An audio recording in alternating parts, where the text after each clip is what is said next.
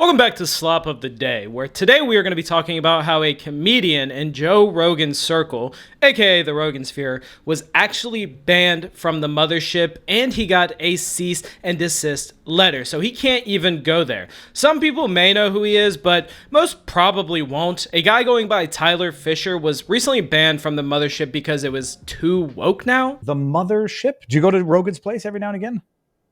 I was banned. Go ahead and explain what the F? Yeah, they banned me from the. I'm kicked out of that club.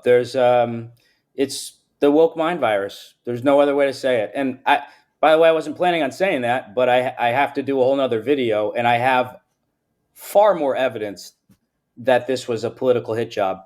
How do you get banned from? They have to let you know that you're not welcome there. Not only banned, a cease and desist order. From the mothership, from Rogan's mothership. I'm connecting this to Gutfeld in some way, shape, or form because it happened soon after. This is my point. This stuff will destroy somebody's life. Okay, now, so I'm not a woke person by any means. I, in fact, find edgy comedy funny if done properly. And honestly, the edgy stuff they do at the mothership is just not funny at all. Like Kill Tony, they just use edgy buzzwords to make people think they're not woke and they're badass. And honestly, it's just kind of cringy that a bunch of 50-year-old, 40-plus, I don't even know, old dudes are doing this. It's just not funny. Now this Tyler guy is saying everyone's woke, and that's why he left the New York City scene to come to the Austin mothership scene, and he even did his special there, did a podcast with string wrapped ham himself, Joe Rogan, and he says he got canceled for being white. You never really heard, that's too many white guys, or, it's getting a little too white. And then I remember, like, at comedy clubs, you just start to hear people say, there's too many white guys, too many fucking white guys. And then it became quite popular to just start to say there's too many of you guys. So what do? We got to get rid of them. And so this guy saw him and he brought me in. It was the biggest agency at the time, Abrams it was called. And I'm waiting around going, what's going on? No auditions? Is SNL coming to check me out? And he emails and he goes, it's too tough out there for white guys. He kind of was like, we're done here. The next day, fires me. Removes me, right? Well, not the next day. It was soon after, removed me from the roster. I got an email. Some more time went by, and then another manager scouted me, brought me in. It's called AGI Entertainment, I think.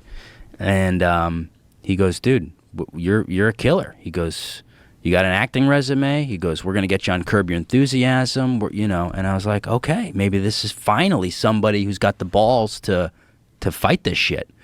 Months go by, he calls me and he goes, we hit a snag. He said, we can't have any more white guys, or we're not hiring white guys. We're not representing white guys. And I just was like, what the fuck is going on? How could you say that? And I go, is it company policy? And he goes, yeah. So halfway through the conversation, I take my phone out. Because this happened so many times. I was losing my fucking mind. My therapist goes, dude, you got to start recording this. You have to record this stuff because it was happening every month. I got a commercial campaign. They go, you've been replaced with a black woman. He goes, you're the guy for the job. It was like a hosting thing where you got to do impressions. I was perfect for it. They replaced me. So I started, being prepared. And I recorded it. And I got it on tape. And I just... What did you get on tape? What did he say? I got him literally saying, we will not represent white men, and it's company policy. He said it in plain, it couldn't be any more clear.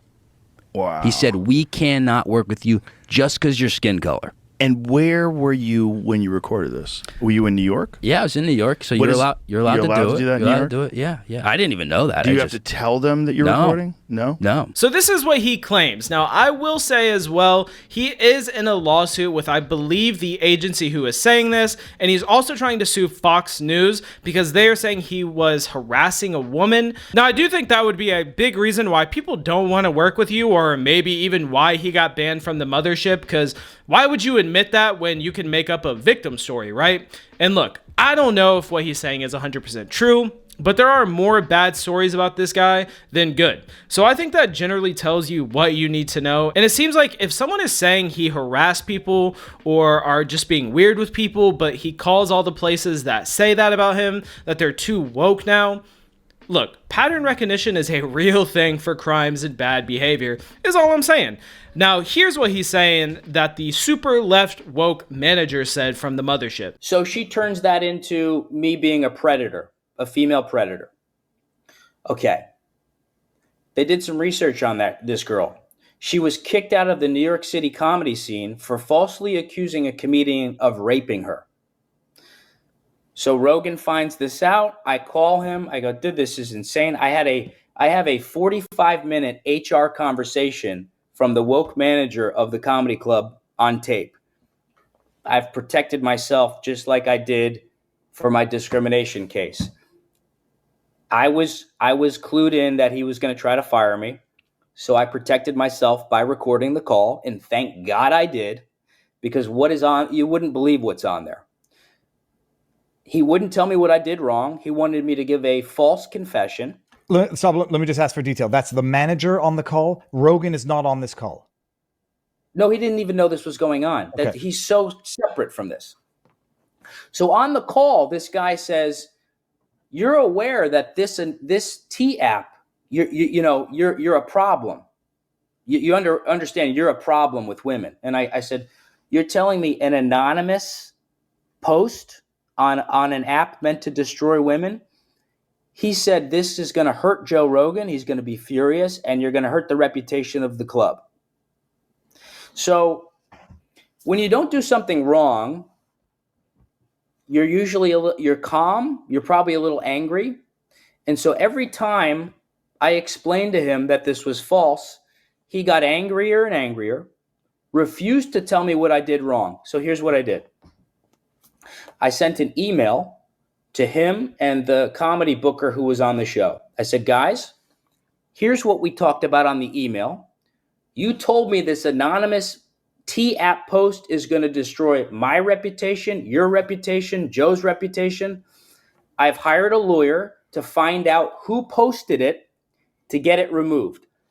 I didn't threaten to sue Joe. I didn't threaten to sue the company, anything." His response was, "The attorney of the club, we don't have to tell you what you did wrong. We don't have to tell you who complained. And we are giving you a court-ordered cease and desist. You're not allowed in the club, and you're not allowed to reach out to anybody at the club. Just silence. That's it." So he's saying that this woman who made a post saying he was being weird, which is why they're firing him essentially, is a liar, and that he's, even though he keeps getting in these situations of harassing women, he's saying she lied about being harassed. I don't know, maybe they're perfect for each other? I'm not saying discrimination doesn't happen, but damn, for it to happen everywhere you go is a big coincidence. Now here's what Joe said about the whole situation. And so when I called Joe and I said, "Joe, this isn't true," and he said, "The only reason you're doing this after the shows is for chicks." He wasn't hearing it. Look, I love Joe. I really do. I really do. But he made up the decision. I'm not getting involved. You did this. We're not talking about it. Cut it out. And I said, "Look, that's not what I'm doing, but sure, I won't hit on women, whatever." I said, "I'm not going to stop standing outside. I'm not going to stop thanking the fans. It's how I have a career. I've collected 10,000 emails by hand after the show." Yeah, you told everybody you told everyone, follow me on Instagram to build your account. Right. But again, think of as a woke feminist. They see a woman stop in front of me. They're going, "Tyler stopped on them to hit on them." I said, "What about when a woman comes up to me and says, 'Let's go out, let's have a drink, come to my party'?" Like, it's you're not reasoning with a normal person. No, but if I may, what I'm thinking about now is you having Rogan effectively say, "I don't believe you," and impugning not just your intentions but your motive. Say like, "Oh, the reason why you're hanging out after the show is to pick up chicks," and how that must really, really hurt you and I'm not trying to open that wound. That's like saying I almost cried, and the reason I almost cried is because I had a family member that would do things like this, and it's like, come on, man. Like, I don't need this for chicks. Like, I don't. I can go to a park or a cafe. I don't. Is it a symptom of being a celebrity? Yes, but again, this is why men are checking out. So yeah, I guess little Joe just isn't even having it, which is surprising, seeing as how he has many people around him with the same kind of stuff, some even worse. And the fact that he said, I have a family member like that, like, okay. So it runs in the family, weird thing to admit.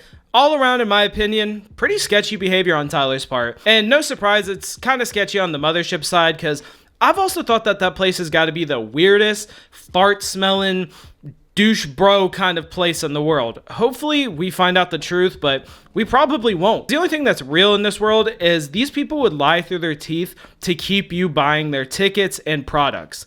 But anyway, that's all the slop I got for you today. Bye.